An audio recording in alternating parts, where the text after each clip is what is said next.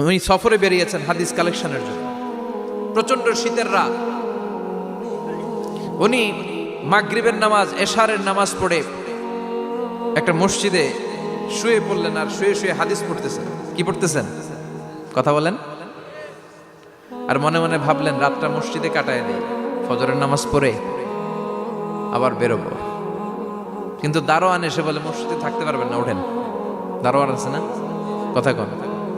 আহমদ ইবনে হাম্বল বললেন, আমি শুধু রাতটা থাকতে চাই, আমি তো ফজরেরও মুসল্লি, ফজর নামাজ পড়বো তো এই মসজিদে, আমার থাকতে দাও। দারোয়ান তো দেয় না, না মসজিদে থাকার জায়গা না, যান মিয়া। উনি যে আহমদ ইবনে হাম্বল এটা চিনে নাই, থাকতে দেয়। কি করবে এখন? উনি কাঁথা গুছিয়ে হাদিসের কিতাব নিয়ে কাঁধের মধ্যে ব্যাগ নিয়ে মসজিদ থেকে বের হয়ে গেলেন। কি আর করবেন, প্রচন্ড শীত, আর কাঁপতেছেন, বুড়ো মানুষ। পথিমধ্যে দেখলেন বাজার। বাজার একজন খাব্বাজ, শাবুন খাব্বাজ, যুবক রুটি বিক্রেতা। সে রুটি বিক্রি করে, চুলার মধ্যে রুটি সেকে। সে যে সালাম দিল, আসসালামু আলাইকুম। যুবক বলে, ওয়ালাইকুম আসসালাম। আহমদ ইবনে হাম্বল বলে, যুবক আমার যাওয়ার জায়গা নেই, সফরে বেরিয়েছি, খুব শীতে কষ্ট পাচ্ছি, রাতে যদি তোমার এই চুলা থেকে একটু আগুন পোহাই কোনো সমস্যা? যুবক বলে, না না সমস্যা না, হালান ওয়া সাহালান, ওর সামনে আসেন আসেন, আপনি আগুন পোহাইলে আমার সমস্যা কি? সুবহানাল্লাহ পড়েন। আল্লাহ শুকরিয়া করে উনি বসলেন আর আগুন পোহাচ্ছেন। আর খেয়াল করলেন যুবক রুটি বানায় আর পরে আস্তাগফিরুল্লাহ, রুটির দলা বানায় পরে আস্তাগফিরুল্লাহ, খামির বানায় আর পরে আস্তাগফিরুল্লাহ, রুটি নিয়ে উনুনের ভিতরে চুলার ভিতরে সেকা দেয় আর পরে আস্তাগফিরুল্লাহ। দোকানদারের কাছে কেউ আসলেই সে রুটি দেয় আর পরে আস্তাগফিরুল্লাহ। ক্রেতার কাছ থেকে টাকা নিয়ে ক্যাশ বক্সে রাখে আর কি পড়ে, আবার রুটি বানানো শুরু করে আর কি পড়ে, খালি এইটাই পড়তেছে। ইমাম আহমদ ইবনে হাম্বল তো অবাক, কিরে এটা আবার কেমন যুবক, খালি আস্তাগফিরুল্লাহ। উনি প্রশ্ন করলেন, যুবক ঘটনা কি? আসার পর থেকেই তোমার দেখতেছি তুমি রুটি বানাও, রুটি বিক্রি করো আর পড়ো আস্তাগফিরুল্লাহ, মালাকা ইয়া শাবাব। যুবক বলে, আস্তাগফিরুল্লাহ আমার সবচেয়ে বেশি পছন্দের আমল, আমি সব সময় আঠার মধ্যে ইস্তেগফারের সাথে লেগে থাকি আর সব সময় পড়তে থাকি আস্তাগফিরুল্লাহ, আর এর বদৌলতে আল্লাহ আমারে মুস্তাজাবুদ দাওয়া বানিয়ে দিয়েছে। আহমদ ইবনে হাম্বল তো অবাক, আনতা মুস্তাজাবুদ দাওয়া, তুমি মুস্তাজাবুদ দাওয়া, রুটিওয়ালা? আমি এত বছর হাদিস পড়াই, আমিও তো মুস্তাজাবুদ দাওয়া না, আর তুমি রুটি বেচো বাজারে, তুমি মুস্তাজাবুদ দাওয়া, তুমি দোয়া করলে সব কবুল হয়ে যায়? যুবক বলে, না আনা মুস্তাজাবুদ দাওয়া, আমি আমার জীবনে যত দোয়া করেছি কবুল করে নিয়েছে কে? সব দোয়া কবুল করে নিয়েছে আল্লাহ, একটা দোয়া ছাড়া। কয়টা? আহমদ ইবনে হাম্বলের কৌতূহল, কিউরিসিটি আরো বেড়ে গেল। কি? সব দোয়া কবুল হয়েছে, একটা দোয়া ছাড়া? মাযালিকা দুআ ইয়া শাব, কি সেই দোয়া? যুবক এবার বলতে শুরু করলো, আমার জীবনে যে দোয়াটা আল্লাহ কবুল করে নাই সেটা হচ্ছে আমি আল্লাহর কাছে অনেক চেয়েছি, অনেক দোয়া করেছি, যে আল্লাহ শুনেছি এই জামানার সবচেয়ে বড় মুহাদ্দিস, তার নাম নাকি ইমাম আহমদ ইবনে হাম্বল।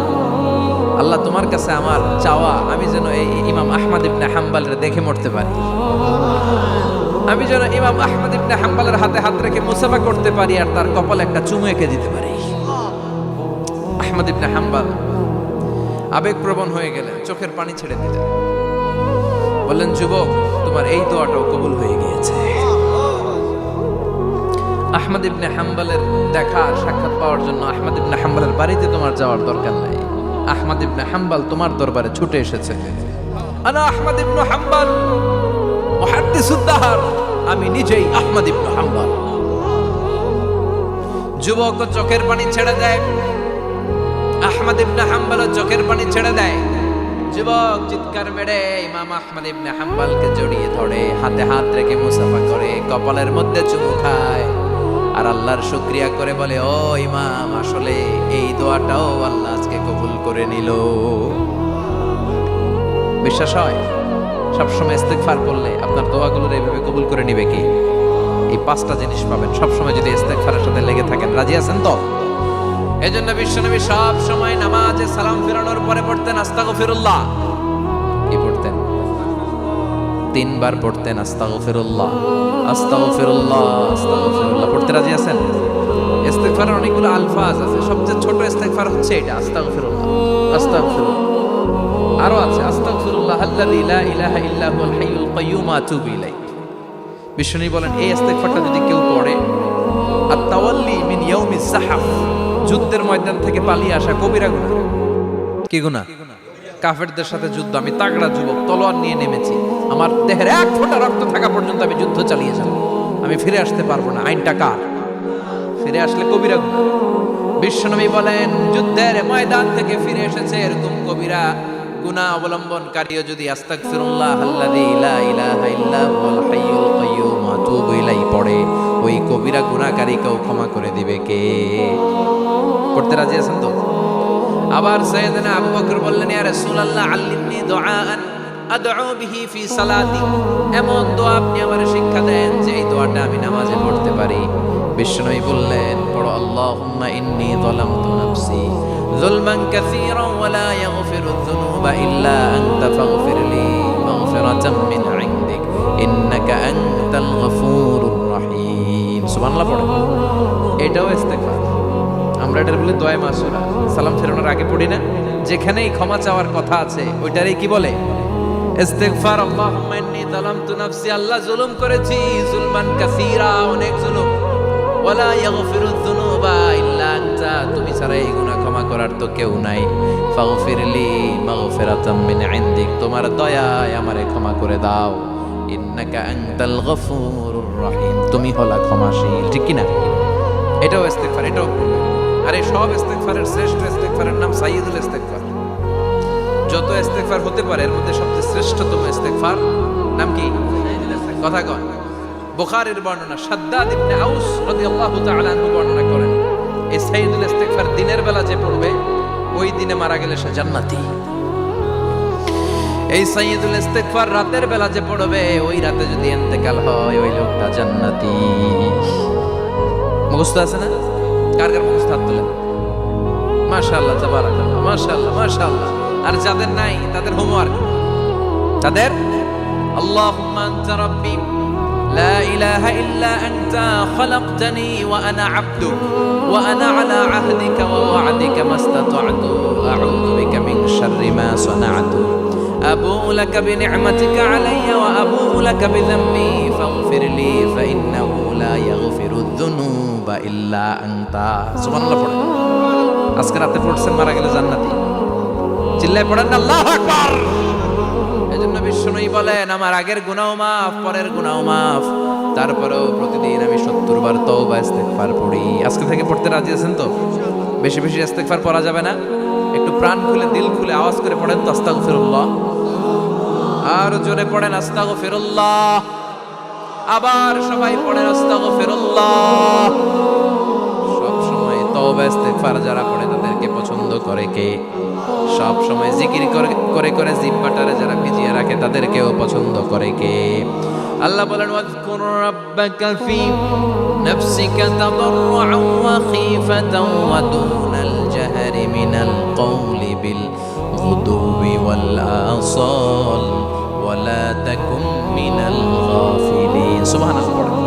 আল্লাহ বলেন ওয়াজকুর রাব্বাকা ফি নাফসিক, আল্লাহরে মনে মনে ডাকো, তাদাররুআন ওয়া খীফা, আল্লাহর জিকির করতে আল্লাহ বলেছেন ফি নাফসিক। বুঝতেছেন না অর্থ? ফি নাফসিকা, মনে মনে আল্লাহর জিকিরটা করো। তাদাররুআন ওয়া খীফা, তাদাররুআন মানে বিনয়ের সাথে, with full of humility, submission and humbleness, বিনয়ের সাথে আল্লাহরে ডাকো। ওয়া খীফা, গোপনে গোপনে ডাকো। দুনাল জাহরি মিনাল কওল, চিৎকার চেঁচামেচি করে ডেকো না। কার কথা? আওয়াজ করে জিকির করো না। এই যে আমরা মাহফিলে লা ইলাহা ইল্লাল্লাহ জিকির করে, এটা তালিম। উদ্দেশ্য কি? তালিমের জন্য আওয়াজ করে জিকির জায়েজ আছে, কিন্তু ব্যক্তিগত জিকিরের যে ইবাদতটা এটা আস্তে আস্তে হইতে হবে, এটা ভদ্রভাবে হতে হবে, চিল্লাচিল্লি করে নয়। আবার তালিমের জিকির ওইটাও ভদ্রভাবে।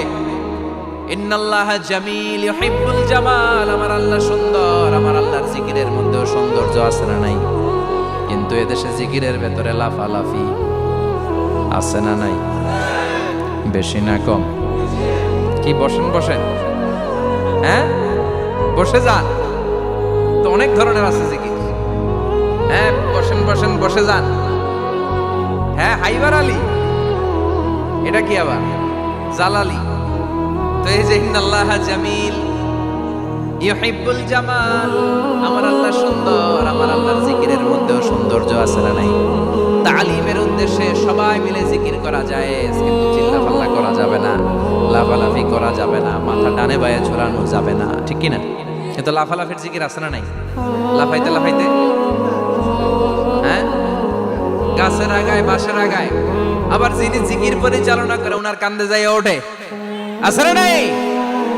বিশ্বনবী সাহাবীদের নিয়ে জিকির করছেন, সাহাবারা লাফাতে লাফাতে খেজুর গাছের আগায়, হাদিসে আছে না এটা?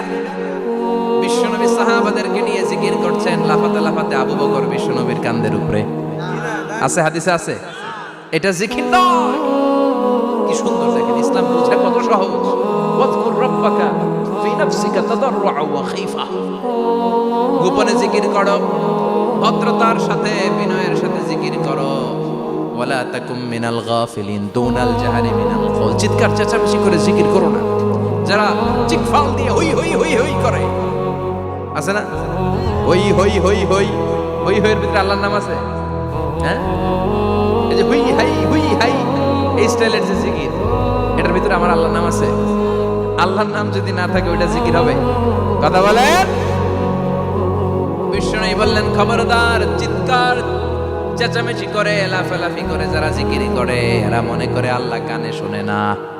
কথা বলেন। আপনি গোপনেও আল্লাহর ডাকলে আপনার ডাকে সাড়া দিবে কে?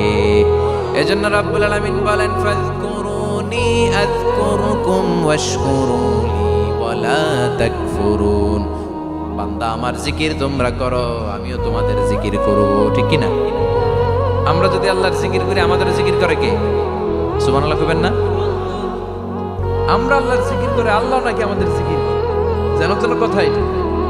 আবার হাদিসে কুদসিতে আল্লাহ বলেন ফাইন যাকারানি ফি নাফসি যাকারতুহু ফি নাফসি, আমার বান্দা যদি একা একা আমার জিকির করে আমি আমার বান্দারে একা একা স্মরণ করি। ওয়া ইন যাকারানি ফি মালাইন যাকারতুহু ফি মালাইন খায়রিম মিনহু, এরকম মহা সম্মেলন করে যদি কেউ আমি আল্লাহর জিকির করে আমি এর চেয়েও বড় মহা সম্মেলন ফেরেশতাদেরকে নিয়ে করে আমার বান্দারে স্মরণ করি। ওয়া ইন তাকাররাবা ইলাইয়া শিবরান তাকাররাবতু ইলাইহি যিরাআন, আমার বান্দা যদি আমার দিকে এক বিঘত আসতে চায় আমি আমার বান্দার দিকে এক হাত এগিয়ে যাই।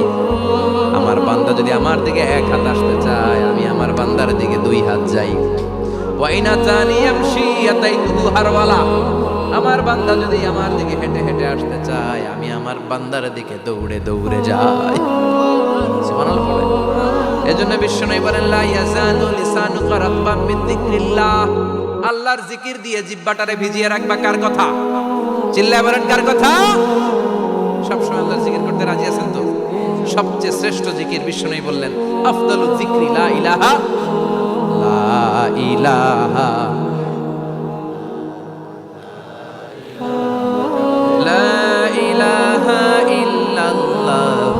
মুহাম্মাদুর রাসূলুল্লাহ সাল্লাল্লাহু, সবচাইতে শ্রেষ্ঠ জিকির লা ইলাহা।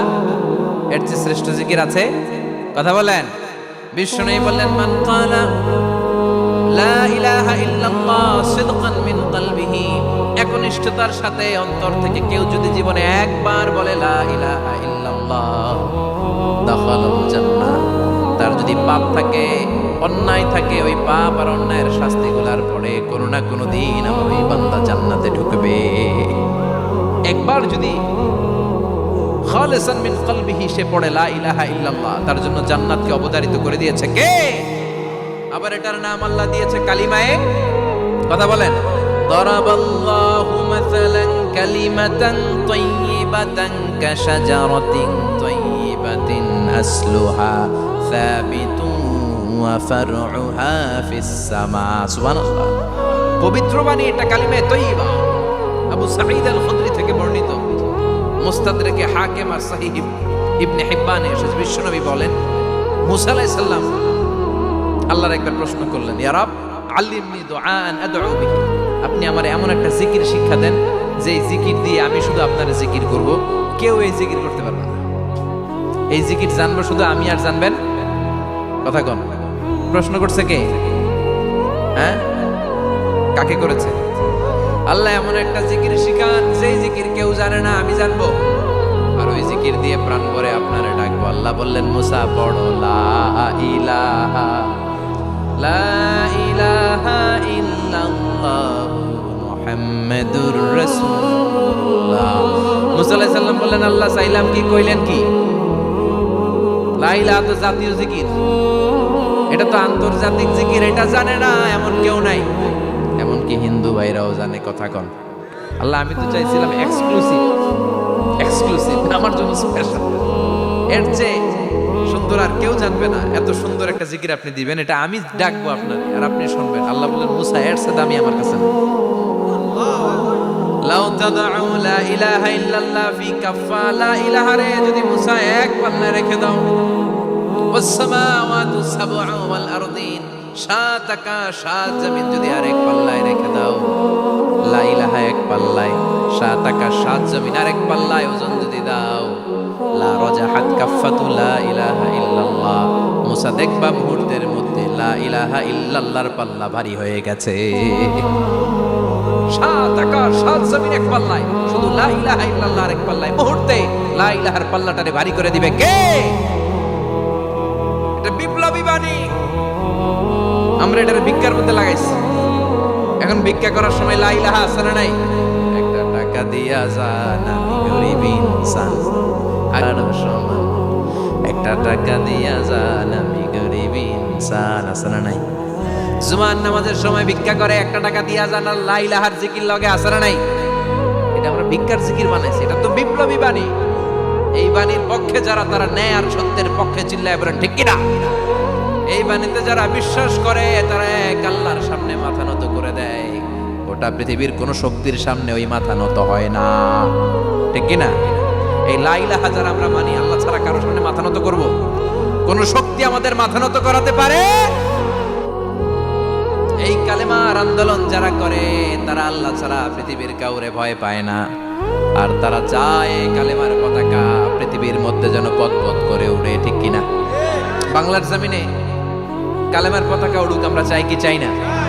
কোনো একদিন এ দেশের আকাশে কালিমার পতাকা উড়বে, সেদিন সবাই খোদাই বিধান পে দুঃখ বেদনা ভুলবে।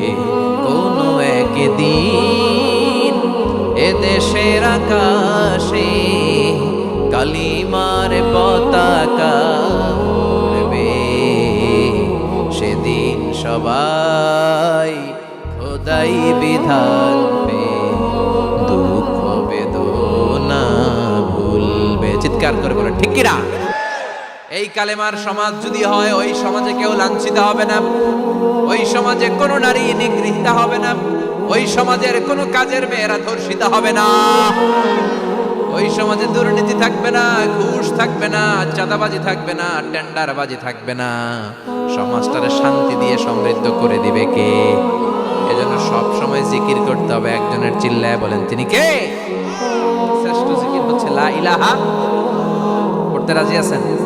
সব সময় এই জিকিরটা করতে রাজি আছেন? Every night and every day, every night and every day, never forget to say la ilaha illallah, never forget to say la ilaha illallah. পড়েন, every night and every day, every night and every day, never forget to say la ilaha illallah, never forget to say la ilaha illallah, never forget to say la ilaha illallah. When you're walking down the street, use your time and repeat and say in every heartbeat la ilaha illallah. When you're walking down the street, use your time and repeat and say in every heartbeat la ilaha illallah. Every night and every day. Never forget to say La ilaha illallah. চিল্লায় বলেন ঠিক কিনা? দিনে রাতে যে কোনো মুহূর্তে আমাদের জিহ্বার মধ্যে থাকবে কি? কথা বলেন, জিহ্বায় থাকবে কি?